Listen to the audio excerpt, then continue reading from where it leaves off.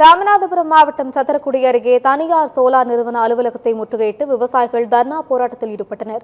சத்திரக்குடி அடுத்த செய்யாலூர் கண்மாய் பகுதிக்குள் தனியார் சோலார் நிறுவனம் பொதுப்பணித்துறைக்கு சொந்தமான இடத்தையும் சேர்த்து முறையான அனுமதி வாங்காமல் முறைகேடாக சோலார் பேனல் அமைப்பதாக விவசாயிகள் குற்றம் சாட்டியுள்ளனர். இதுகுறித்து அதிகாரிகளிடம் முறையிட்டும் எந்த நடவடிக்கையும் இல்லை என கூறி விவசாயிகள் தனியார் சோலார் நிறுவனத்தின் அலுவலகத்தை முற்றுகையிட்டு கொளுத்தும் வெயிலில் தரையில் அமர்ந்து தர்ணா போராட்டத்தில் ஈடுபட்டனர்.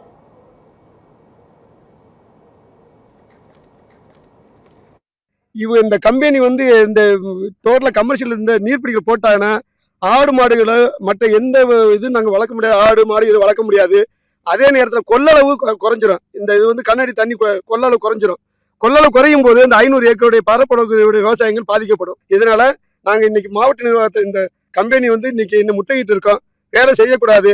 நாங்கள் மாவட்ட நிர்வாகம் எல்லாத்துக்கும் நாங்கள் தகவல் கொடுத்து முறையான ரெக்கார்டு இருக்கு. இதை நீர்பிடி சான்று வாங்கிட்டோம், சப்கலெக்டர் வாங்கிட்டோம்.